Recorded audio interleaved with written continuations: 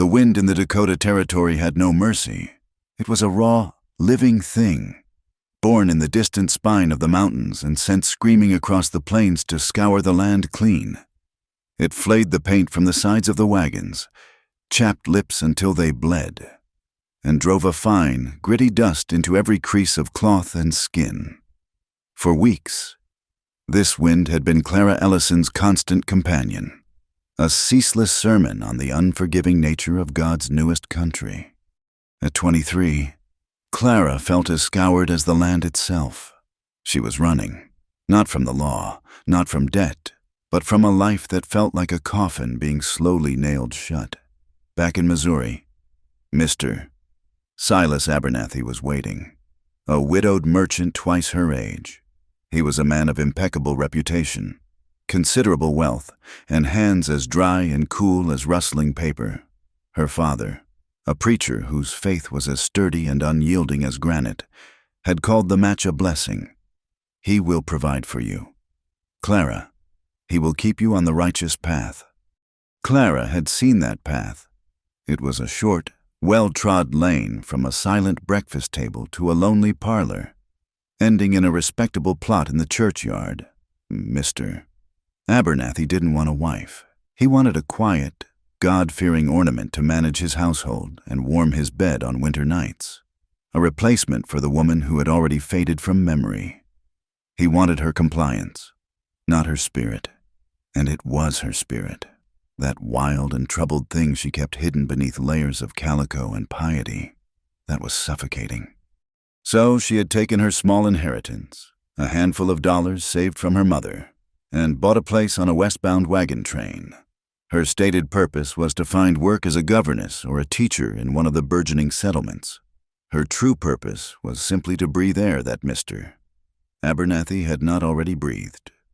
The journey had stripped away the soft illusions of civilization. The vast, empty sky humbled her. The sheer scale of the wilderness terrified her, and the people she traveled with were a lesson in raw humanity. There was the optimism of the young families, the grim determination of the failed farmers, the quiet desperation of the single women like herself. They were all running towards something, a dream of gold or land or a new beginning. Clara was just running away. She clutched the small, leather-bound Bible in her lap, its pages worn smooth by her mother's hands. It was a talisman of the world she'd left behind, a world of rules and order, of sin and salvation. But out here, under the endless sky, those words felt distant. The 10 Commandments seemed a frail shield against the immediate threats of rattlesnakes, cholera, and the bone-deep cold of the nights. Her faith, once a solid foundation, now felt like shifting sand. She was torn between the woman she was raised to be and the woman she was becoming, a creature of instinct and survival. The attack came as dusk was bleeding purple and orange across the horizon, the time of day when the land itself seemed to hold its breath. There was no warning, no war cry from a painted savage as the dime novels described. There was just the sudden, sharp crack of a rifle that shattered the evening calm. One of the outriders, a boy of no more than 17 named Billy, stiffened in his saddle and then tumbled to the ground like a sack of meal. A crimson flower bloomed on the back of his canvas shirt. Chaos erupted. Women screamed. Men shouted for their rifles, and the wagon master, a grizzled man named Elias, bellowed orders that were lost in the panic and the renewed crackle of gunfire. They were not Indians. They were white men, their faces obscured by grime and ragged bandanas, their eyes glinting with a predatory hunger that was far more terrifying than any painted mask. Bandits, road agents who preyed on the vulnerable arteries of the westward expansion. Clara's wagon, driven by a German farmer named Schmidt, lurched violently. "Mr. Schmidt cried out, a sound of surprise and pain, and then slumped over the reins. The horses, terrified by the gunfire and the lack of a guiding hand, bolted. Clara was thrown against the side of the wagon, her head striking a wooden crate with a sickening thud. The world tilted, the shouts and screams dissolving into a meaningless roar. Through a haze of pain and confusion, she saw the edge of the world coming toward them. A ravine, a dark gash in the earth that hadn't been there a moment before. The wagon teetered for one long, impossible second on the precipice, a broken toy against the dying sky. Then, with a scream of splintering wood and the terrified whinny of horses, it plunged into the darkness. Clara felt a moment of weightlessness, a final, fleeting thought of her father's stern face, and then an all-consuming impact that drove the very breath from her body and extinguished the world. Darkness and pain, for an eternity, that was all. It was a thick, syrupy darkness, punctuated by flashes of memory, the smell of gunpowder, the taste of dust, her mother's voice singing a hymn. The pain was a hot, sharp thing in her shoulder and a dull, throbbing drumbeat behind her eyes.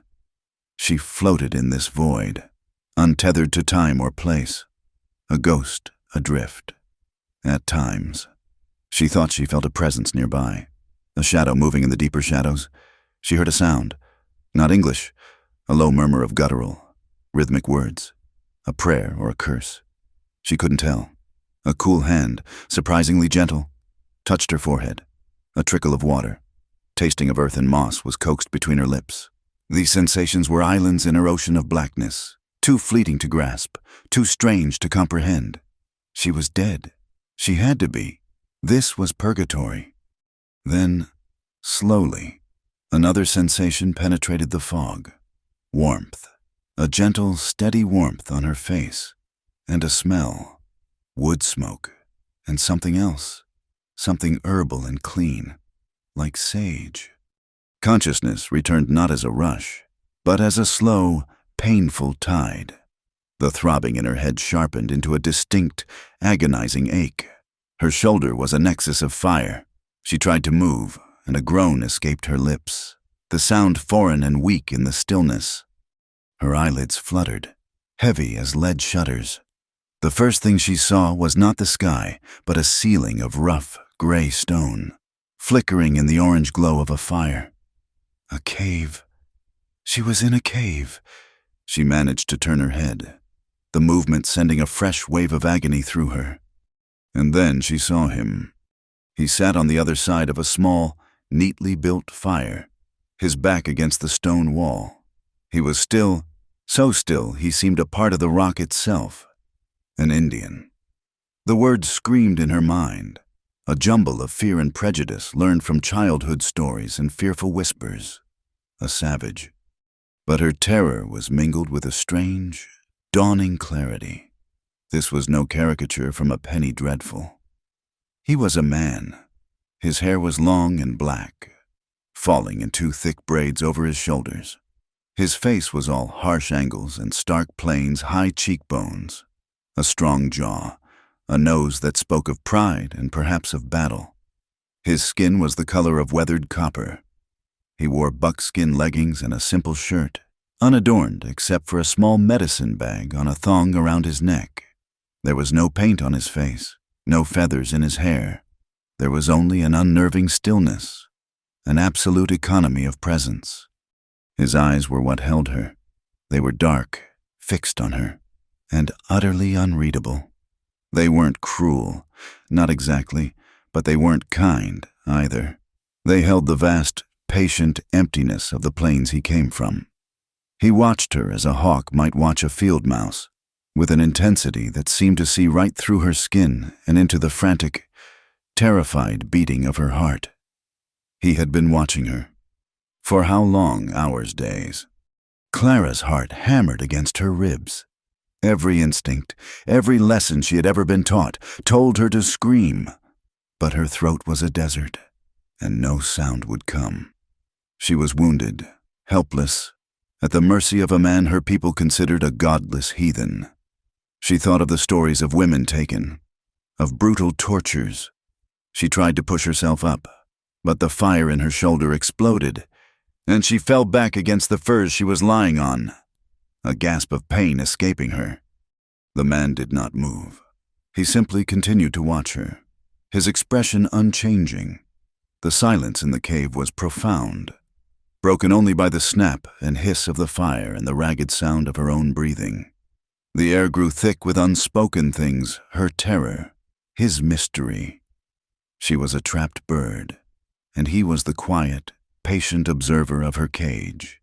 She lay there, trembling, waiting for the inevitable, for the knife, for the cruel laugh, for the brutal finality she had been raised to expect. Time stretched, thinned, and became meaningless. There was only the fire, the stone, and the unwavering gaze of the Lakota warrior. Finally, after what felt like a lifetime, he shifted. It was a small movement, a slight uncoiling of his powerful frame, but it made her flinch.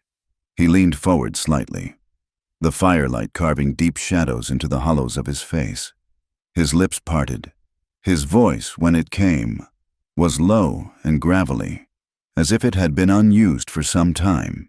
He spoke in English, the words deliberate and heavily accented, shaped by a tongue more accustomed to a different cadence. He said 4 simple words, a strange and baffling pronouncement in the heart of the wilderness.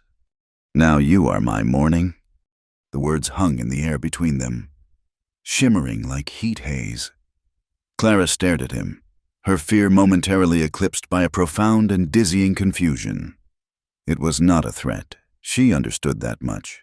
The tone was too flat, too declarative, but it was not a comfort either. It was a riddle, a statement of fact that made no sense. Asterisk. My morning asterisk. What could it possibly mean? Was it a name? A title? A claim? The phrase settled into her mind, not with a crash, but with a quiet, insidious weight. It was an anchor in the swirling chaos of her predicament, a puzzle box she had no way of opening.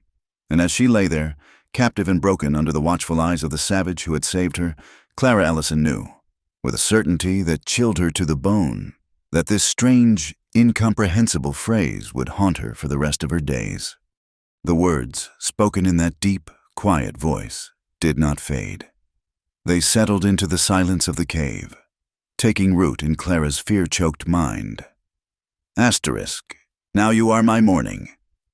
It was a proclamation without context, a poem without a verse.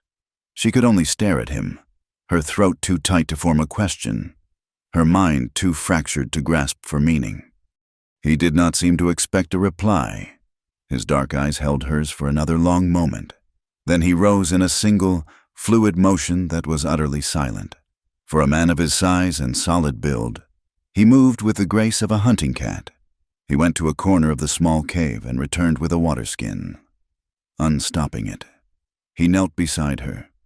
Clara flinched, instinctively trying to shrink away, but the movement sent a jolt of pure agony through her shoulder. A choked cry escaped her lips. He paused, his hand hovering. He said nothing, but his gaze softened almost imperceptibly, a flicker of understanding in those deep, dark pools. He supported her head with one large, calloused hand, his touch surprisingly steady, and brought the water skin to her lips. "Drink," he commanded, the single word a low rumble. The water was cool and clean, and she drank greedily, realizing only then how parched she was. It soothed the raw dust from her throat and seemed to clear some of the fog from her head. When she was done, he gently lowered her head back onto the bed of soft furs. He then turned his attention to her wounds. He first inspected the gash on her temple, the one she could feel throbbing in time with her frantic pulse. His fingers, deft and certain, probed the area around the wound, sending shivers down her spine that had nothing to do with the cold. They were not the fumbling, rough hands of a brute. They were the sure, knowing hands of someone who understood injury. He took a piece of clean, damp cloth and carefully wiped away the dried blood. His movements economical and precise. Then his eyes moved to her shoulder, the fabric of her dress, a sturdy brown calico meant for travel, was stiff and dark with blood. He produced a knife from a sheath at his belt. The blade glinted in the firelight, and Clara's breath caught in her throat. All the horror stories, the lurid tales of scalping and mutilation, flooded her mind. This was it. She squeezed her eyes shut, her body rigid with terror, awaiting the tearing pain. But it didn't come. Instead, she felt the cool edge of the blade carefully slicing through the threads of her dress and chemise, not touching her skin. He cut away the ruined fabric, exposing the mangled flesh of her shoulder to the cool cave air. She dared to open her eyes. He was focused entirely on the wound, his expression one of intense concentration. He seemed to have forgotten her as a person, seeing only the injury that needed tending. He took a small leather pouch from his belt, shook some dark, crushed leaves into his palm, and then, to her astonishment, put them in his mouth and began to chew. A moment later, he spat the greenish pulp onto a larger, fresh leaf and pressed it gently against her shoulder. It was a poultice. The effect was almost immediate. A cool, numbing sensation spread through the fiery pain, easing its sharpest edges. The smell was earthy and pungent, the smell of the wild earth itself. This was not the work of a savage. This was the work of a healer. The stark contrast between what she had been taught and what she was experiencing left her reeling. The sermons of her father rang in her ears, painting pictures of godless heathens who lived by violence and instinct. The fearful gossip of the women on the wagon train spoke of them as devils in human form. But the man before her, this Lakota warrior, had shown her nothing but a quiet, methodical gentleness. The fear remained, a cold knot in her stomach, but it was now threaded with a profound and unsettling confusion. She was alive because of him. She was in less pain because of him.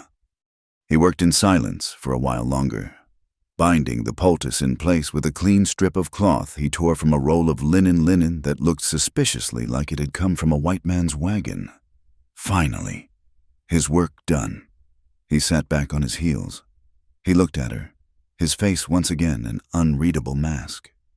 Clara found her voice, though it was a weak and raspy thing. Who are you?" He considered her question for a long time, as if weighing the very concept of a name. "I am Chayton," he said at last. "Why did you help me?" she whispered, the question that burned brightest in her mind. Chayton did not answer. He rose and tended the fire, adding a few pieces of dry wood until the flames leaped higher, pushing back the shadows that clung to the corners of the cave. He then took a small pot that was warming by the embers and poured a thin, steaming broth into a wooden bowl. He brought it to her, an offering. The smell was of cooked meat and wild herbs, and it made her stomach clench with a hunger she hadn't known she possessed. He helped her sit up slightly, her back resting against a saddlebag, and held the bowl for her as she drank. The warm liquid was a balm, chasing away some of the deep, internal chill of shock. As she finished, he took the bowl and resumed his seat across the fire. The silence stretched again, thick and heavy with unspoken history. Clara felt trapped, not just in the cave, but between two warring realities. The reality of her upbringing, where this man was her enemy, a creature to be feared and destroyed, and the reality of the present moment, where he was her savior, the sole reason she was not a broken corpse at the bottom of a ravine. She was a preacher's daughter, taught that her world was the only one that mattered in the eyes of God. He was a Lakota, a man of the plains, whose gods were the sun in the sky and the earth beneath her. They were meant to be adversaries, separated by a chasm of blood and belief. Finally, he spoke, his eyes on the dancing flames. His English was halting, the words carefully chosen. "The men who hit your wagons, I followed them. They are bad men. They steal from my people. 2. I found the broken wagon. I found you." He paused, and a shadow passed over his face, a darkness that seemed to spring from a place of deep, old pain. "I saw you," he continued, his voice so low she had to strain to hear it. "White woman, hair like the sun when it sleeps." He looked at her then, and for the first time, she saw something beyond the warrior's stoicism. She saw a profound, heart-wrenching sorrow. "My wife, her name was Wiana. The soldiers came to our village. It was a time of peace. They came with long knives and fire guns." He gestured with his hand. A sharp, cutting motion. "They did not see a woman. They saw only Lakota. They killed her. They killed my son." The simple, unadorned statement landed in the quiet cave with the force of a physical blow. Clara felt the air leave her lungs. The chasm between them, which she had thought was one of race and faith, was suddenly bridged by the universal language of grief. The faceless, feared savage was gone, replaced by a widower. A father who had lost everything to the very people she represented. The blue-coated soldiers who were meant to be her protectors were his monsters. "I saw you in the dark," Chayton went on, his gaze returning to the fire. "Hurt, alone. I would not leave another woman for the coyotes. I would not let the soldiers' world have another soul." Clara stared at him, her heart aching with a pain that had nothing to do with her injuries. She finally understood. He hadn't saved her because she was Clara Ellison, or because she was a white woman he desired. He had saved her because she was a life, and he had seen too much life taken. His strange words. Asterisk. "Now you are my morning." Asterisk began to shift in her mind. Perhaps it wasn't a claim of ownership. Perhaps it was something else entirely. A new day after a long, dark night of loss. His confession cracked open something inside her. His story of being trapped by a violent world resonated with her own quiet desperation. In the face of his monumental loss, her own troubles felt small, yet the feeling of being caged was the same. "I was running away," she heard herself say, the admission whispered into the sacred space of his grief. Chayton's eyes lifted from the fire and met hers. There was a question in them. "From a marriage," she explained, the words tumbling out now, "to a man I did not love, an old man, my father. He is a preacher. He believes a woman's life is for obedience. To God, to her father, to her husband. I felt trapped, like I was already buried, coming west. It was the only way I could think of to be free." For the first time, a flicker of something like a smile touched Chayton's lips. It was a sad, wry thing that did not reach his eyes. "We both run," he said. "You run from your cage of white walls. I run from the ghosts the white men made." In that moment, they were no longer a white woman and an Indian. They were two fugitives, two survivors, huddled by a fire in the heart of a merciless land. The immense, dangerous world outside the cave, with its bandits and its soldiers and its rigid rules, was their common enemy. But here, in the flickering firelight, a fragile truce had been declared. The fear in Clara's heart had not vanished, but it had been joined by something new, something unsettling and powerful, a flicker of trust, a spark of connection. The choice before her was no longer simple. To go back would be to return to her cage. To stay would be to embrace a world she could not possibly understand. To trust this man could be salvation, or it could be a more profound and dangerous kind of destruction.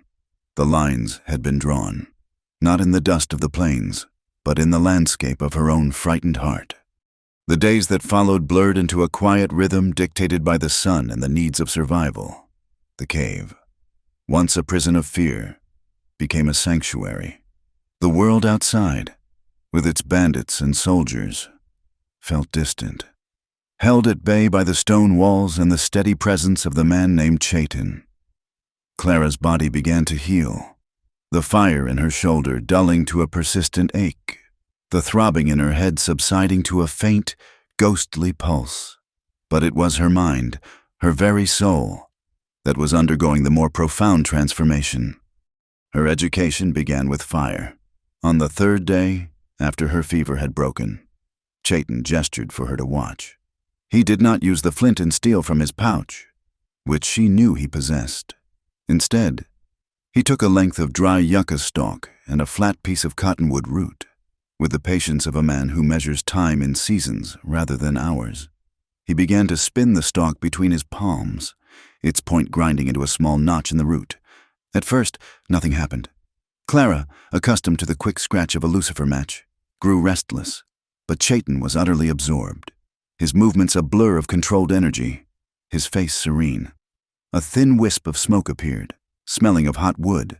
He leaned closer, whispering to it in his own language. Coaxing it, he added a small bundle of shredded cedar bark, and with a gentle breath, a tiny orange ember bloomed into a flame. He looked at her, his dark eyes holding a quiet pride. He had not simply made a fire, he had pulled it from the seemingly empty air, from the wood of the earth. He had demonstrated a fundamental mastery over the wilderness that left her humbled. Her father could quote Genesis, speaking of the divine spark of creation, but this man held it in his hands. Her next lesson was in water. The water skin would not last forever, and the nearest stream was a day's walk, a journey she was not yet strong enough to make. Chayton left the cave one afternoon and returned with a thick, round cactus, its skin bristling with wicked spines. He laid it on a flat rock and, with his knife, expertly sliced off the top and began to hollow out the fleshy pulp inside. He offered her a piece. It was moist and slightly bitter, but it was water. It was life, hidden in the most hostile of plants. She looked out at the arid landscape, a place she had seen only as a barren wasteland, and began to see it through his eyes as a larder, a medicine cabinet, a home. He taught her to read the language of the earth. A bent twig meant a deer had passed. The size and shape of a track in the dust told him if it was a coyote or a lone wolf. He showed her which berries were safe to eat and which roots, when boiled, would ease the ache in her shoulder. These were not random facts. They were verses in a grand, living poem that he had been studying his entire life.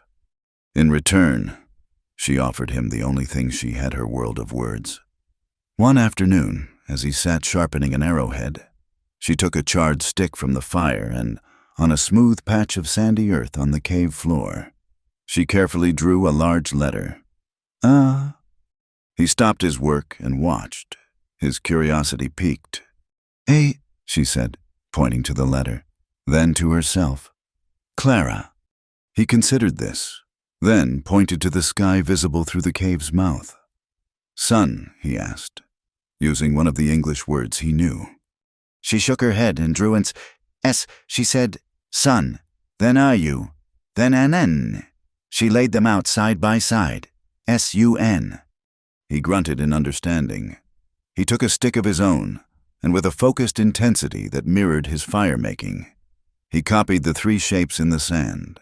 His lines were clumsy at first, but he was a quick study. His mind, accustomed to memorizing landscapes and star charts and the intricate histories of his people, absorbed the strange new symbols with an impressive speed. They spent hours like that. She would draw the letters for rock, fire, water, man. He would copy them, his deep voice carefully shaping the foreign sounds.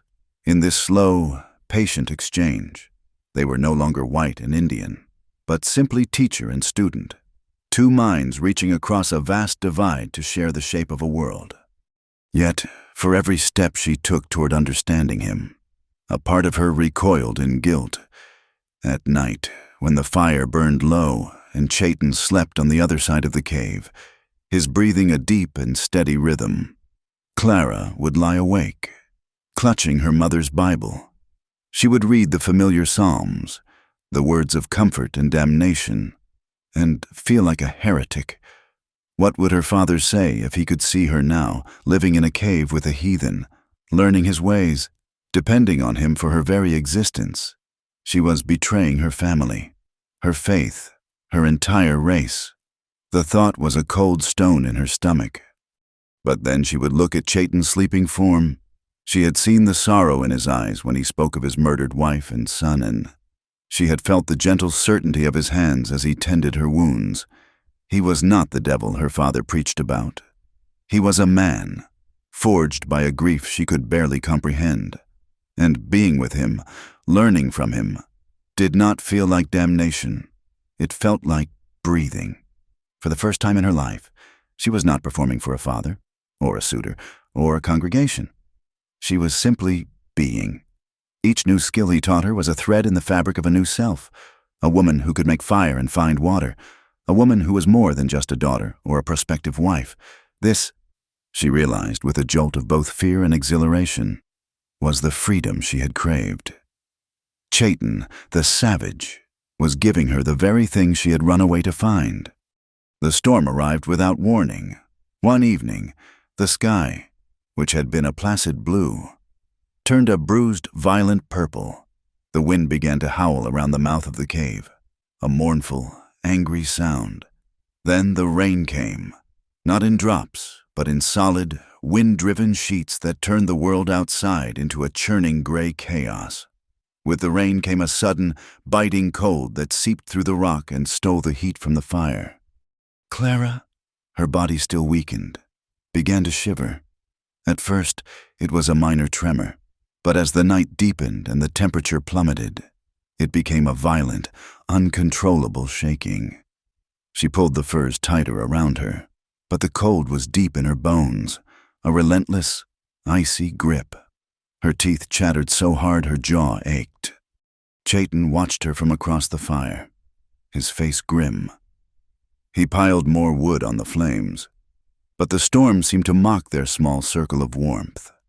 He brewed her a hot tea from some herbs, which helped for a moment, but the shivering soon returned.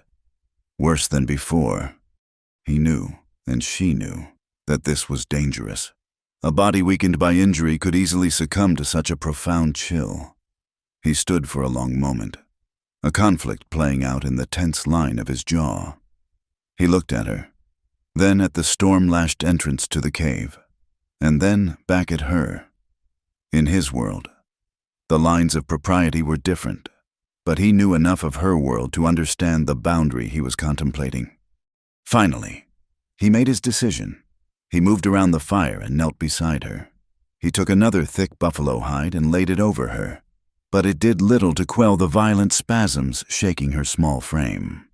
He said nothing. There were no words for what he was about to do. He simply lay down on the furs behind her, pulling her back against his body. The shock of it was instantaneous.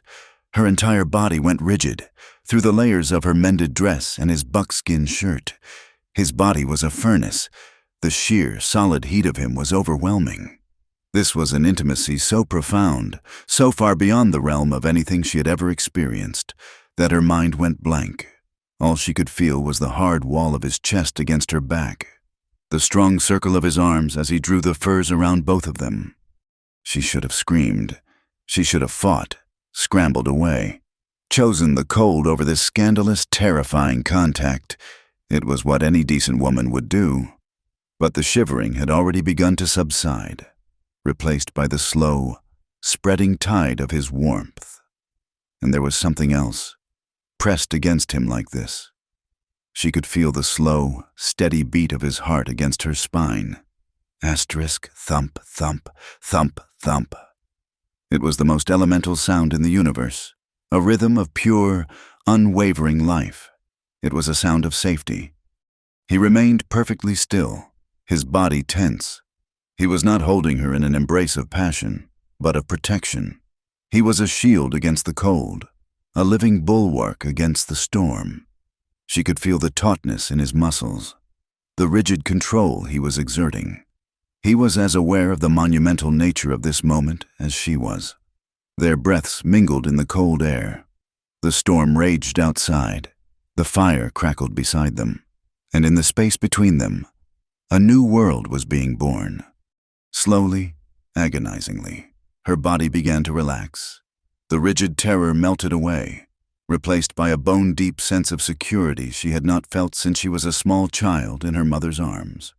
She leaned back, just slightly, into the solid warmth of him. She felt him exhale, a quiet sigh of relief. Neither of them spoke. The silence was no longer a void, but a vessel, filled with their shared warmth, their mingled breath, the steady, reassuring beat of his heart. The fear and guilt were still there, small embers glowing in a corner of her soul, but they were no match for the fire he had lit within her, a fire that had nothing to do with the logs burning nearby. It was an ember of connection, a spark of impossible tenderness. And as she finally drifted off to sleep, warm and safe in the arms of a Lakota warrior, Clara knew that nothing would ever be the same again. The world was born anew in the pale, clean light of the morning after the storm. Inside the cave, an awkward silence hung in the air, thicker than the lingering scent of damp earth and smoke. They moved around each other with a new, hesitant awareness. The memory of his body shielding hers from the cold, a tangible presence between them. The boundary had been crossed not by choice, but by necessity. Yet it had been crossed all the same. Clara felt a blush creep up her neck whenever his gaze met hers. It was Chayton who broke the stillness. He stood at the mouth of the cave, studying the washed clean landscape with an intensity that made Clara's stomach tighten. "We leave today," he said, his voice flat, leaving no room for argument. "Leave." The word felt sharp in her mouth. The cave had become her entire world, a strange and unlikely haven. "The men who attacked your people," he explained, turning to face her, "they are gone for now, but they will come back. They will look for anything left of value. They will find this place." He did not need to elaborate on what they would do if they found her here with him. A knot of fear and uncertainty formed in Clara's chest. Leave to go where? Back towards the world that wanted to put her in a cage, or deeper into this wilderness that, until Chayton, had only tried to kill her. She looked at him, at his strong, quiet face, and the answer was already there, settled deep in her heart.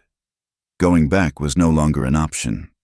"All right," she said, her voice steadier than she felt. "Where are we going?" "To my people," he said simply, "or what is left of them. There is a place, south of here, a hidden valley.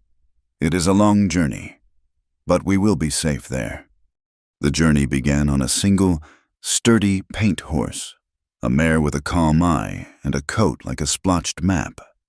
Chayton had hidden her in a small box canyon nearby. Clara, who had only ever ridden side saddle on a placid mare in a Missouri pasture, looked at the horse's bare back with trepidation. Chayton seemed to understand. "She is strong. She will carry us both." He mounted in a single, practiced motion, then reached a hand down to her. Hesitantly, she took it. His grip was like iron as he effortlessly pulled her up to sit behind him. The proximity was immediate and unnerving. She was pressed against the hard muscles of his back, her hands finding purchase on his waist. She could feel his warmth, smell the scent of leather and sage that clung to him. The first few days were a lesson in a new kind of existence. He began to teach her how to ride properly, not as a lady, but as a Lakota. "Feel the horse," he would murmur, his voice close to her ear. "Become part of her. Your legs are your guide, not just the reins."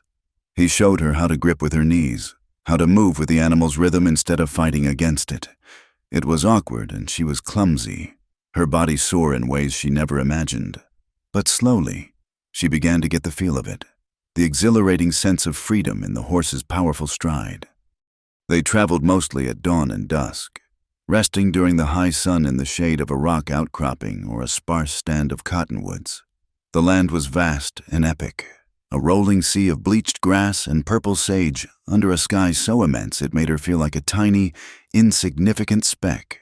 Chayton moved through it with a quiet confidence, reading the terrain as easily as she had once read her Bible. He taught her more of his world. One afternoon, he fashioned a simple snare from a bit of sinew and a bent sapling. He found a rabbit run and, with a few deft movements, set the trap. The next morning, a rabbit was waiting for them. As he skinned and prepared it, he explained the importance of thanking the animal for its life. "The earth provides," he said. "We take only what we need, and we are grateful." Clara thought of the groaning tables of her church socials, of food consumed without a thought, and felt a pang of shame. In the evenings, as they sat by their small, smokeless fire, he would sometimes hum. It was a low, melodic sound, a chant that seemed to rise from the land itself. It was a song of his people, full of sorrow and resilience. One night, she found herself humming the tune along with him. He stopped and looked at her, a rare, small smile touching his lips. It was a moment of perfect, unspoken harmony, a fragile bridge built of melody across their two disparate worlds. The encounter happened in the third week of their journey. They were crossing a wide, open plain, the kind of exposed territory Chayton preferred to avoid. A patrol of U.S. cavalrymen appeared as a dark line on the horizon, the rhythmic beat of their horses' hooves a faint tremor in the earth before they were even fully visible. Clara's first instinct was a surge of relief. Blue uniforms, her people, saviors. The feeling was as ingrained as prayer. She started to raise a hand. Chayton's arm shot out. Grabbing her wrist, "No!" he hissed, his voice tight with an urgency that chilled her to the bone. He wheeled the paint horse around, urging it toward a line of low, broken hills a mile away. But it was too late. A shout carried on the wind. They had been seen. The soldiers spurred their horses, fanning out in a practiced formation of pursuit. The relief in Clara's chest curdled into pure terror. She looked back and saw them clearly now young, grim-faced men with rifles held at the ready. To them, the scene was simple and unambiguous, a savage who had captured a white woman. "Hold tight," Chayton grunted, and kicked the mare into a desperate, flat-out gallop. The wind tore at Clara's hair and whipped tears from her eyes. The world became a blur of brown earth and blue sky. The pounding of their horses' hooves was matched by the frantic drumming of her own heart. The shouts behind them grew louder. A gunshot cracked through the air, shockingly loud. A puff of dust erupted a few feet to their left. They were shooting. They were trying to kill him. Chayton swerved the horse, his body shielding hers instinctively. He was a magnificent rider, one with his mount, guiding the horse with subtle shifts of his weight as they tore across the uneven ground. But the soldiers were gaining. They were nearing the hills, their only hope for cover. Another shot rang out. This one was closer. Clara felt a searing heat pass by her cheek and heard the sickening asterisk, thwack asterisk, as the bullet struck Chayton. He grunted, a sharp exhalation of pain, and his body slumped forward against the horse's neck. The horse faltered, its stride breaking. "Chayton!" she screamed, her voice lost in the wind. He straightened again, his jaw set, a dark stain spreading on the buckskin over his left arm. He ignored it, his focus entirely on reaching the rocks. But the soldiers were closing in, their victory shouts cruel on the wind. In that moment, Clara saw the future with blinding clarity. If they were caught, the soldiers would praise God for her rescue. They would take her back to a fort, to her world, and they would put a rope around Chayton's neck and hang him from the nearest tree. They would not see the man who had tended her wounds, who had taught her to make fire, who had held her through a storm. They would see only a redskin, a thief, a killer. Her safety was his death sentence. The two could not coexist. A primal rage, an emotion she had never known she possessed, surged through her. These were not her saviors. They were his murderers. They reached the rocks, plunging into a narrow, winding ravine. Chayton leaped from the horse, pulling her down with him. He pressed her against the cool stone of the canyon wall, his body covering hers, his rifle now in his hand. He was breathing heavily, his blood dripping onto the sand. The soldiers were dismounting at the ravine's entrance. The choice had been made for her. Her world had come for her, and it had come with guns. They spent a harrowing hour trapped, the soldiers' voices echoing down the canyon. But Chayton knew the land. As dusk fell, he found a game trail, a path nearly invisible to an untrained eye, that led them up and out of the ravine. Under the cover of darkness, they slipped away, leaving the soldiers to their futile search. They didn't stop until miles later, in a hidden copse of willows by a trickling creek. Clara's body trembled with the aftermath of adrenaline and terror. She tore a strip from her petticoat and, her hands shaking, began to clean the wound on Chayton's arm. The bullet had torn a ragged furrow through the flesh but had passed clean through. It was painful, but it would heal. As she worked, the tears she had held back finally came, hot and silent. They were not tears of fear, but of a terrible, new-found knowledge. She had seen the face of her own civilization, and it was the face of a killer. She belonged with him now, not by capture, but by a choice forged in gunfire and blood. The next morning, she woke just as the sky was beginning to pale from black to a soft, pearly gray. The air was cool and smelled of damp earth and willow. Chayton was already awake, sitting cross-legged a few feet away, watching her. It was the same silent, intense gaze from that first day in the cave. But now, it held no fear for her. She saw only a quiet strength, a profound sorrow, and something else, something tender and fiercely protective. He saw the understanding in her eyes. He saw the remnants of yesterday's terror and the resolve that had been born from it. He leaned forward slightly, and his voice was a soft whisper in the dawn quiet. "Now you are my morning." And this time, she understood. The words were not a riddle. They were a testament. His wife, his son, his people, they were the long, dark night of his past. The soldiers, the bandits, the hatred that was the lingering darkness. And she was the first light after, the promise of a new day, a reason to go on. She was his hope. The raw, aching beauty of it broke over her. The weight of all she had lost and all she had found. The terror of their journey and the impossible love that was growing in its place. It all came pouring out. She covered her face with her hands and wept, the sobs racking her entire body. They were tears of grief, of release, and of a fierce, desperate joy. She was no longer Clara Ellison of Missouri, a preacher's daughter running from a gilded cage. She was here in the wilderness, and she was, impossibly, wonderfully, his morning. The tears of the morning had washed her soul clean, and in the days that followed, a quiet, profound peace settled between them. Chayton's arm healed, the raw wound knitting into a clean scar. Their journey south took on a new character, no longer a desperate flight, but a steady, purposeful pilgrimage.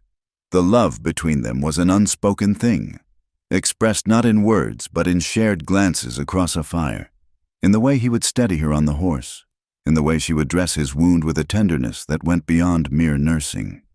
She was learning the rhythm of his life, and he was learning the landscape of her heart. They were close now, within a week's ride of the hidden valley he called home. A fragile hope had begun to take root in Clara's heart, a hope for a life she had never dared to imagine. But the wilderness does not honor peace for long. The past has a way of hunting you down, and theirs arrived with the glint of a rifle barrel from a high ridge. They were navigating a narrow, rock-strewn arroyo, the high walls offering a deceptive sense of shelter. It was the perfect place for an ambush. Chayton felt it first, a subtle shift in the air, the sudden silence of the birds. He reined in the horse, his body going rigid, his eyes scanning the rim of the canyon above. "Get down," he whispered, his voice a low command. Before Clara could react, a voice echoed down the stone walls, a lazy, cruel drawl that dripped with menace. "Well now, look what we have here. I'll be damned. The little church mouse is still breathing." Clara's blood ran cold. She knew that voice. It belonged to the man who had led the attack on the wagon train, a man with a scarred face and dead, gray eyes. He and 3 others appeared on the ridge above them, silhouetted against the unforgiving blue sky. They were the bandits. "We saw the soldiers chasing you a while back." The leader, a man named Jedediah, called out, a grin splitting his filthy beard. "Figured wherever the savage was leading you, there'd be something worth taking. But you, little lady, you're the real prize. There's a hefty reward for any woman lost to the heathens. They'll call us heroes for rescuing you." The way he said a rescuing made it sound like the foulest of curses. Chayton slid silently from the horse, pulling his rifle free. He pushed Clara behind the horse's body for cover. "They will not take you," he said, his voice a low growl, the sound of gathering thunder. It was not a promise. It was a statement of absolute fact. Jedediah laughed, a harsh, grating sound. "Brave words. Redskin. But there's 4 of us and 1 of you. Give us the girl and the horse, and we might just let you bleed out in peace." The world exploded in a deafening roar. Chayton didn't wait for another word. He fired, the shot echoing like a clap of doom in the narrow canyon.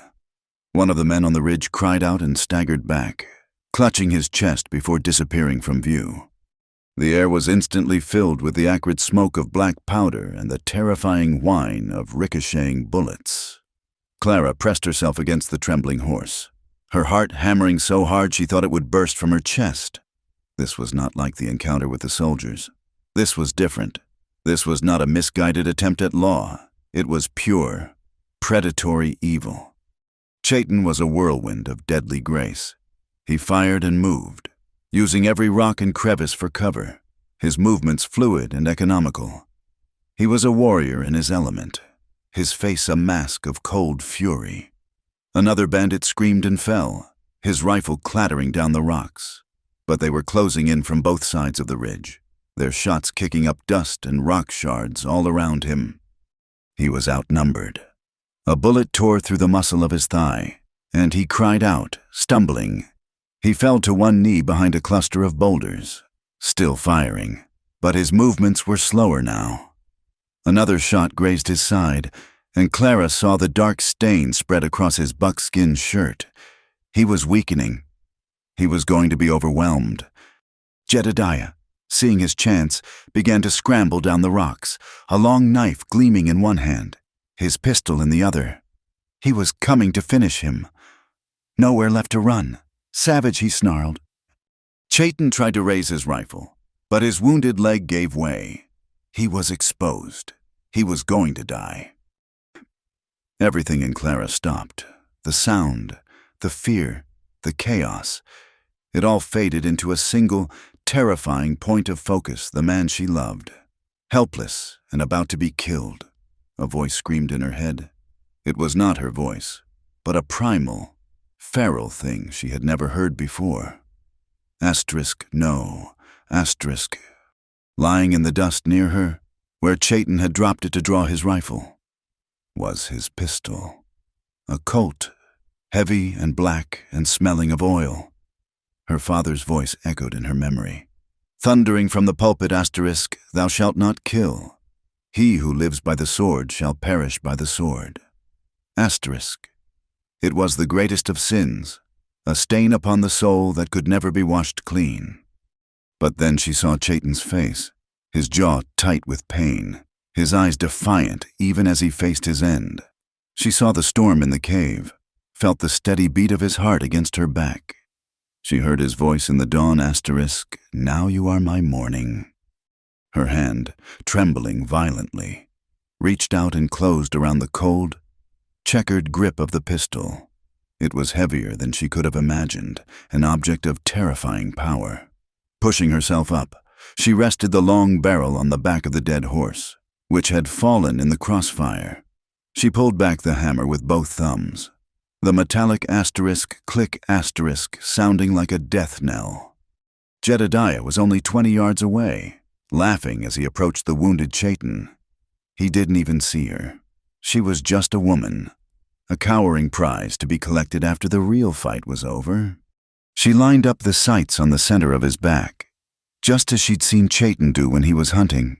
Her entire body shook. A sob caught in her throat. "Forgive me." She squeezed the trigger.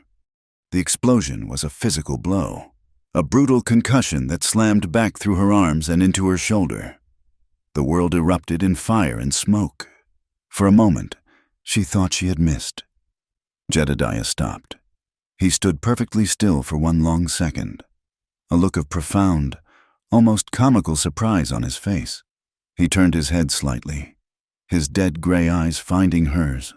Then, a dark flower bloomed on the front of his shirt, and he crumpled to the ground like a discarded puppet.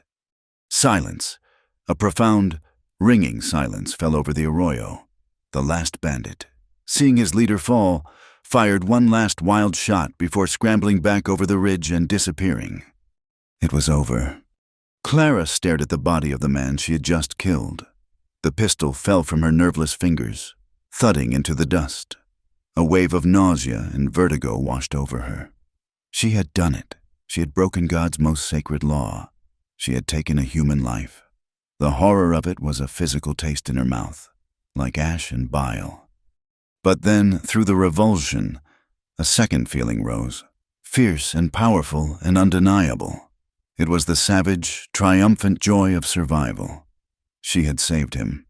Chayton was staring at her, his expression a mixture of shock, pain, and something else, awe. He tried to push himself up, but his leg buckled, and he collapsed, his head hitting the dust with a soft thud. He was unconscious. The shock that held Clara paralyzed was shattered by a new, more urgent fear. His wounds were severe. He was losing a great deal of blood. If he didn't get help, he would die here, in this dusty, blood-soaked canyon. There was no choice to be made. There were no soldiers to run to, no civilization to appeal to. The world she had known would have hanged Chayton and called Jedediah's death a tragedy. Her old life was a ghost, a story that had happened to someone else. Her reality was the dying man at her feet, and the long, dangerous road ahead. With a strength she didn't know she possessed, she pulled Chayton's limp body toward their remaining horse. It took every ounce of her will, but she managed to haul him over the saddle. His blood stained her dress, her hands, tying him precariously in place. She picked up the fallen pistol, its barrel still warm, and tucked it into the waistband of her skirt. The weight of it was both a burden and a promise. She took the horse's reins and, without a backward glance at the bodies littering the arroyo, began to walk, leading them south, toward the rumored safety of Mexico, away from a world that had tried to destroy them. She was no longer a preacher's daughter. She was a woman who had killed for love, and she would walk through fire itself to keep that love alive. The journey south was a waking nightmare, a desperate pilgrimage fueled by sheer will. Chayton, burning with fever from his wounds, drifted in and out of a delirium, his strong body reduced to a dead weight that she had to constantly adjust on the horse's back. Clara, running on nothing but fear and a ferocious, newly discovered strength, became his sole anchor to the living world. The woman who had once fainted at the sight of a pricked finger now cleaned and dressed his suppurating wounds with a grim determination, using the herbs he had taught her about and praying they would be enough. The heavy Colt pistol tucked in her waistband was a constant, cold reminder of the life she had taken to save his. There was no room for guilt now. There was only the next mile, the next sip of water, the next sunrise. She led the horse across an invisible line where the familiar plains of the Dakota Territory gave way to a starker, more alien landscape of red rock and thorny scrub. This was Mexico. The air was different, drier, the sun more merciless. She felt like a ghost, a pale-skinned wraith leading a dying man through a land that did not want them. Several times, she nearly despaired, her body screaming with exhaustion, her hope worn thin as a thread. But then Chayton would murmur her name in his fevered sleep, and she would find the strength to go on. Just as she felt her last reserves of strength failing, they found it, a narrow, almost invisible path that led them through a maze of canyons and opened into a valley that shouldn't have existed. It was a slash of impossible green in the heart of the red desert, a stream bordered by ancient cottonwoods, with patches of maize growing in the fertile soil. Smoke rose from a handful of hide lodges nestled in the shadow of the canyon wall. This was the place, the sanctuary. Their arrival was not met with celebration. Two Lakota men, their faces hard and wary, materialized from the rocks, rifles in hand. They saw their kinsman, bloody and near death, and the white woman leading the horse. Their eyes, filled with generations of suspicion, fell upon Clara not as a savior, but as the likely cause of his suffering. An old woman with a face like a wrinkled map and eyes as sharp and black as obsidian emerged from the largest lodge. Her name was Tashina, and she was Chayton's mother's sister. She took one look at her nephew, then at Clara, and let out a string of harsh, guttural Lakota. Clara didn't need a translation to understand the venom in her tone. She was an omen, an outsider, a bringer of the white man's violence.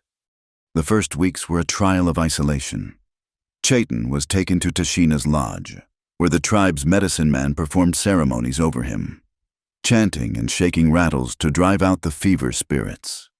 Clara was given a small, ragged lodge at the edge of the settlement and was largely ignored. The women would turn their backs when she approached, the children would stare and then run away, and the men watched her with cold, unwavering suspicion. She was a ghost here, too, visible only as a symbol of the world that had hunted them, the world that had driven them into this exile. But Clara was no longer the woman who had left Missouri. She refused to be broken by their silent condemnation. Her purpose was singular Chayton. She would go to his lodge every day. At first, Tashina would block the entrance, but Clara would simply wait, standing for hours under the hot sun until the old woman would finally relent with a disgusted snort. Inside, she would take over his care. While the medicine man worked on his spirit, she worked on his body. She kept his wounds clean, changing the poultices. She spooned broth and water between his cracked lips. She bathed his feverish body with cool water from the stream. She sat by his side through the long nights, speaking to him in low, soothing tones, telling him about the journey, about the stars, telling him he had to live. The village watched. They saw her tireless devotion. They saw her hands, stained with her own blood from scraping hides to make fresh bandages. They saw the exhaustion that carved dark circles under her eyes. They saw that this was not the act of a captor, but of a devoted partner. As Chayton's fever finally broke and he began the slow, arduous journey back to consciousness, Clara turned her attention to the village. She would not be idle. She helped the women scrape and tan hides, though her first attempts were clumsy and she ruined more than one. She gathered firewood, hauled water, and took on the most menial tasks without complaint. Her breakthrough came with the children. A little girl fell while playing and cut her knee badly. Her mother was about to pack the wound with dust, but Clara, remembering her father treating parishioners, gently intervened. She cleaned the cut with precious boiled water and bound it with a clean strip of cloth. The mother was suspicious, but the next day, the wound was healing cleanly. Then, she began to teach. In the afternoons, she would sit in the dust outside her lodge and draw the letters of the alphabet, just as she had done with Chayton. The children, their natural curiosity overcoming their parents' warnings, would creep closer to watch. Soon, a small, shy group was gathered around her. She taught them the shapes for Sol and Luna, sun and moon in the Spanish they were beginning to learn, and then the English letters A, B, C. It was a bridge, a small, fragile connection to the world outside, but one offered in peace. Tashina would stand in the distance, watching with her unreadable obsidian eyes, and, for the first time, Clara thought she saw a flicker of something other than contempt. One evening, months after their arrival, when the moon was a silver sickle in the sky, Clara knew for certain. She had been feeling tired, her body changing in subtle ways she had at first attributed to the hardship of her new life. But there was no denying it any longer. She was with child. A wave of both terror and profound joy washed over her. A baby. Here, in this wild, hidden place. A child who would be half her, half Chayton, a living symbol of their impossible union. She found Chayton by the stream, where he was strengthening his leg. He was almost fully healed now, the limp nearly gone. He stood straighter, the haunted look in his eyes replaced by a quiet, steady light. He was home. "Chayton," she said, her voice trembling slightly. "I have something to tell you."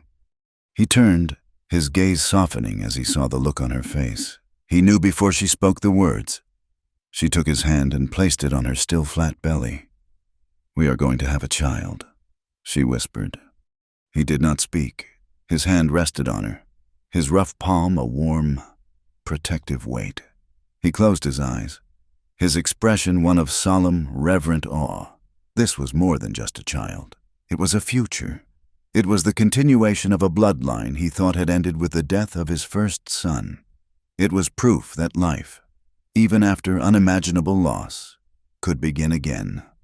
He led her away from the village, to a small, sacred place, a circle of stones that overlooked the valley. The stars were brilliant in the black sky, a canopy of scattered diamonds. He knelt before her and pressed his hand to her stomach once more. He began to speak in Lakota, his voice a low, resonant murmur.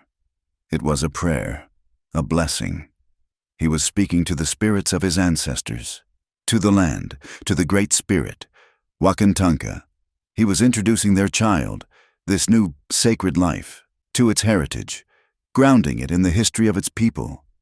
Clara couldn't understand a single word, but she understood everything. Tears streamed down her face as she listened to the beautiful, ancient language weaving a cloak of protection around their unborn child. The news spread through the village like a gentle wind. The child was Chaitan's, a child of their people. The last walls of suspicion crumbled. Tashina came to her lodge the next day. She did not smile, but her eyes were soft. She wordlessly handed Clara a bundle of exquisitely tanned, impossibly soft deerskin. For the baby, it was an offering. It was acceptance. From that day on, Clara was no longer an outsider. She was one of them. The women took her into their circle, teaching her to bead intricate patterns, to cook with desert herbs, to weave sturdy baskets. She learned their stories, their songs, their ways.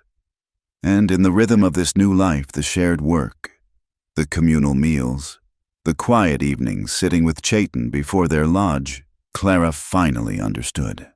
She had spent her whole life feeling like she didn't belong, not in her father's rigid church, not in the stifling parlors of Missouri. Here, in a dusty village of exiles, a people who had lost everything, she had found everything. This was not a cage. It was not a compromise. It was a family. It was home.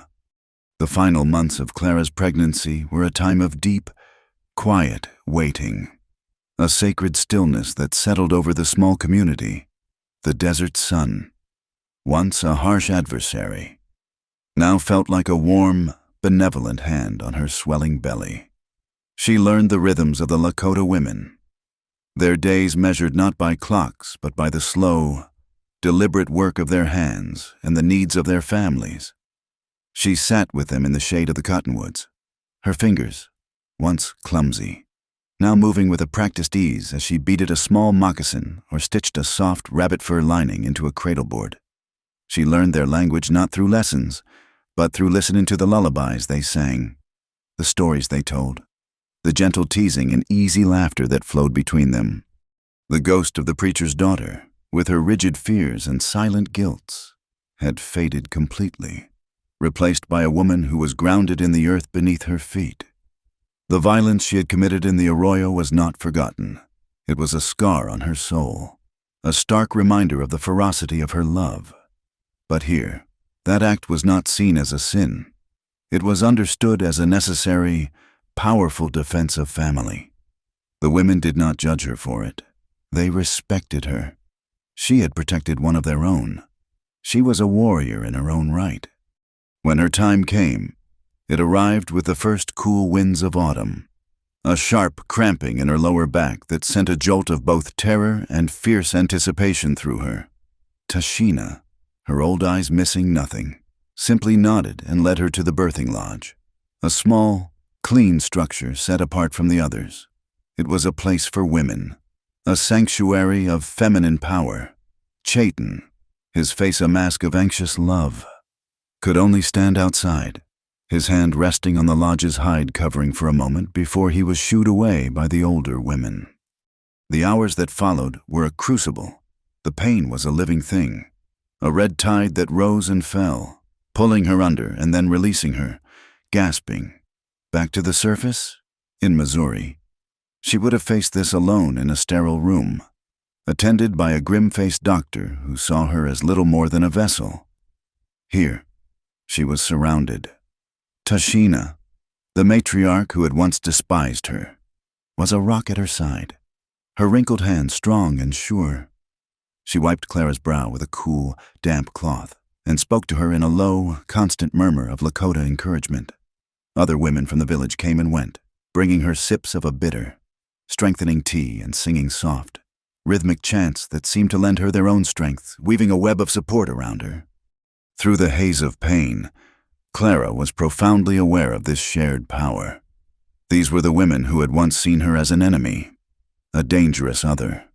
Now, they were her sisters, their hands holding hers, their voices guiding her, their collective experience forming a shield around her. She was not the white woman, the outsider. She was simply a woman, bringing a new life into their shared world. And they would not let her fall. In the deepest hour of the night, with a final, primal cry that seemed to tear from the very center of her soul, the child was born. The immediate, shocking silence was broken by a thin, lusty wail. Tashina, her stern face breaking into a rare, deeply grooved smile, cleaned the baby and wrapped it in the soft deerskin she had prepared months before. "It is a son," she said, her voice thick with emotion. She placed the small, warm bundle in Clara's arms. Clara looked down, and the world, with all its pain and chaos, simply ceased to exist. There was only the perfect, tiny creature nestled against her. He was a miracle, a seamless fusion of two worlds. He had a shock of hair as black and straight as a raven's wing, just like his father's. But when he opened his eyes, they were not the dark, soulful brown of the Lakota.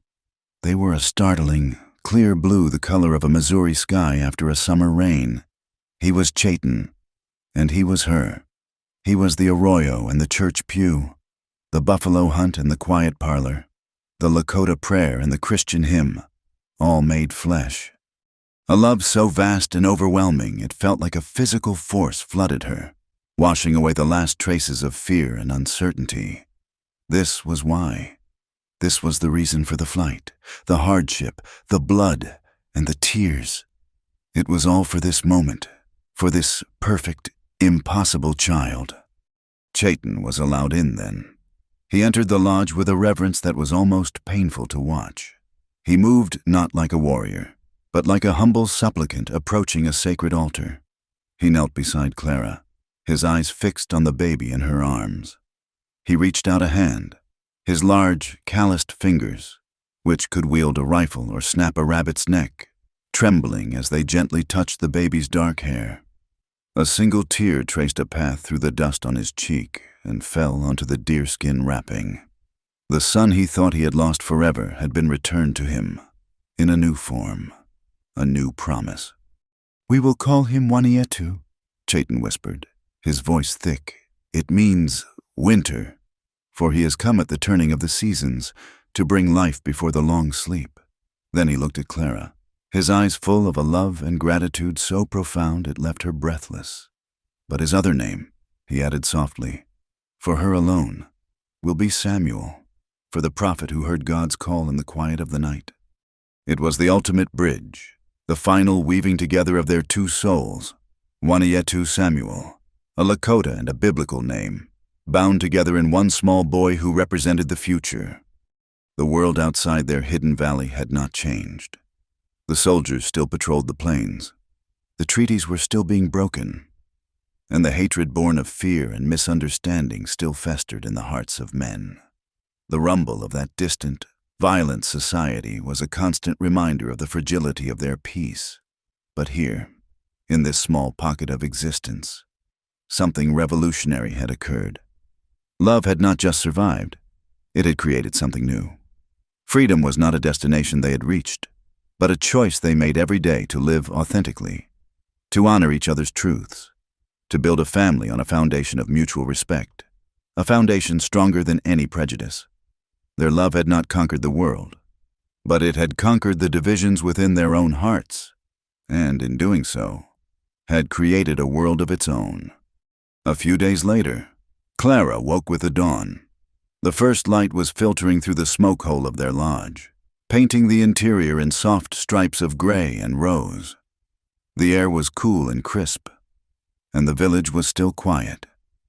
The baby, Wanietu Samuel, was asleep in his cradleboard beside her, his breathing a soft, rhythmic whisper. She turned her head and found Chayton awake, propped on one elbow, watching her. It was the same silent, intense gaze from that first morning in the cave, the gaze that had once terrified her. But now, she saw it for what it was, not the stare of a predator, but the look of a man witnessing a miracle. His eyes held the memory of the ravine, the storm, the soldiers, the bandits, and the long, hard road that had led them to this moment of perfect peace. He saw the love in her eyes, the complete absence of fear, the deep, settled peace of a woman who was finally, truly home. A soft smile touched his lips, and his voice was a low murmur, the same voice that had spoken to her out of the darkness and confusion so long ago. "Now you are my morning." The words settled over her, not as a riddle or a testament, but as a benediction. They were the beginning and the end of their story. This time, there was no confusion, no weeping, only a quiet, profound certainty that filled her soul to overflowing. She reached out and placed her hand on his cheek, her touch as much a vow as a caress. She looked into the eyes of the man who was her savior, her partner, her family, the father of her child. "And you are mine," she whispered. The seasons turned in the hidden valley, a slow, relentless wheel of sun and wind, of planting and harvest. Winter, Wanietu Samuel, grew from a blue-eyed baby into a boy, and then a man. The valley was his entire world, and he moved within it with a unique grace, a perfect synthesis of his heritage. He had his father's skill in the hunt, his ability to read the earth and the sky, his quiet, watchful stillness. But he had his mother's boundless curiosity, her love for the written word, and a diplomat's gentle touch. He learned the Lakota tongue from his father and his great-aunt Tashina, the stories and songs of his people flowing from him as naturally as breath. He learned English from his mother, reading from her worn Bible and the few tattered books she had managed to save. His mind as keen and quick as hers, he grew to be the bridge his parents had only ever dreamed of. When traders, brave or foolish enough to venture into these remote canyons, came seeking to bargain, it was Wanietu Samuel who met them. He spoke their language with a calm authority, his Lakota heritage giving him strength, his American blood giving him understanding. He was respected by all and trusted by both, a man who belonged fully to two worlds and was a stranger in neither. Time etched its story onto the faces of Clara and Chayton. The black of his braids was threaded with silver, and the lines on his face, once carved by grief, were softened by decades of peace and quiet laughter. Clara's sun-gold hair faded to a soft, snowy white, and her skin, once fair, was now a testament to a life lived under the sun and wind, a beautiful, intricate map of her long journey. Their love, forged in terror and tempered by hardship, had settled into a deep, comfortable rhythm, a quiet understanding that needed few words. On warm evenings, when the desert sky was awash with the fiery colors of sunset, their grandchildren would gather around them. They were a lively, beautiful brood, the children of Wanietu Samuel and the Lakota woman he had taken as his wife. They had their grandfather's dark eyes, their grandmother's bright smile, a living tapestry of the bloodlines they had woven together. Grandmother, one of the little girls, named Zitkala, would ask, her voice full of wonder, "Tell us again. Tell us how you came here." And Clara, her voice now thin as dry leaves but still clear as a bell, would begin. She would not speak of the arranged marriage or the suffocating piety of her old life. That was a story that no longer had meaning. Her life, the real one, began in a broken wagon at the bottom of a ravine. Chayton would sit beside her, his hand resting on hers, his presence a silent affirmation of her words. He would listen as she told of her terror in the cave, of his quiet, gentle care, of the lessons in fire and water. She would tell them of the storm, and as she spoke of the cold that had nearly taken her, Chayton's grip on her hand would tighten, a muscle in his jaw twitching at the memory. The children would listen, wide-eyed, as she described the pursuit by the soldiers, the terrible choice she had seen in a flash of gunfire. And then she would come to the part about the arroyo. Her voice would grow quiet, her gaze turning inward, back across the decades to that dusty, sun-baked canyon. She would not describe the killing in detail, but the children understood. They could feel the weight of it in her silence. They saw the look that passed between their grandparents, a look of shared pain, of fierce loyalty, of a love that had been tested in blood and fire and had emerged unbreakable. Your grandfather was a great warrior, she would finish, her blue eyes, faded but still bright, shining with a fierce pride. But the bravest thing he ever did was see a person when everyone else saw an enemy. Sometimes, in the quiet moments of the day, as she watched her son teaching his own children how to fletch an arrow or read a word, Clara would let her mind drift back. She would imagine the life she had run from. She could see it with perfect clarity. Mrs. Silas Abernathy, a respectable merchant's wife, a life of comfortable silence in a large, well-appointed house. She would have worn fine silk dresses instead of soft buckskin. She would have managed servants, hosted teas for the other ladies of the town, and attended church every Sunday, her soul slowly withering inside her. She would have been safe. She would have been comfortable. She would have been admired.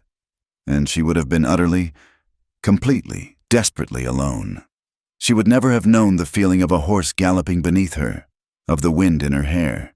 She would never have tasted water from a cactus or learned the song of the nighthawk. She would never have known the terror and triumph of fighting for a life, for a love that truly mattered. She would have been a ghost at her own feast, looking at the vibrant life she had built here, the love of her husband, the pride in her son, the laughter of her grandchildren. She knew with a certainty that reached into the marrow of her bones that she had not run away from her life. She had run toward it. Love, she understood now, was not a gentle thing you fell into, like a soft bed. It was a choice, a fierce, revolutionary act. It was a flag you planted in the unforgiving soil of a hostile world and declared, "This is my country. This is where I belong." Freedom was not the absence of walls, but the courage to build your own home, even if you had to build it in the heart of the wilderness. To live truly, to love freely, was the only battle that had ever mattered. Chayton passed as he had lived quietly, and with dignity. He did not die from a bullet or a sickness, but from the simple, gentle wearing down of a long and meaningful life. One evening, sitting before their lodge watching the sun set, he laid his head in Clara's lap, gave her hand a final, weak squeeze, and simply left. His last breath was a quiet sigh on the desert air. The village mourned him as a great man, a warrior and a leader who had guided them to this sanctuary. But Clara mourned him as the other half of her soul. The years that followed were quiet ones. She was the beloved matriarch, the white grandmother with the Lakota heart. But a part of her was always listening, waiting for a footstep that would never come. The end finds her an old woman, her body frail but her spirit still bright. It is twilight. The sun is a great, bleeding wound on the western horizon, setting the red rocks of the canyon ablaze. She sits on a small stool before a simple mound of stones on a low hill that overlooks the valley. It is Chayton's grave, marked in the Lakota way, a part of the earth he had loved so dearly. A cool wind whispers through the sagebrush, carrying the scent of dust and memory. Her son, Wanietu Samuel, a silver-haired man himself now, stands a respectful distance away, giving her this time alone. She reaches out a thin, trembling hand, her fingers, gnarled with age, resting on the central stone, which is still warm from the day's sun. She feels his presence here as strongly as she ever did when he was alive. He is in the stone, in the wind, in the vast, silent land. He is everywhere. She closes her eyes, and she is no longer a frail old woman, but a girl of 23, waking in a dark cave to the sight of a fierce and silent stranger. She can hear his voice, a low rumble in the dawn quiet. Her lips, thin and pale, move, forming silent words that are stolen by the wind. But she is not speaking to the wind. She is speaking to him. She looks out at the last sliver of sun, the first star pricking the velvet dome of the sky.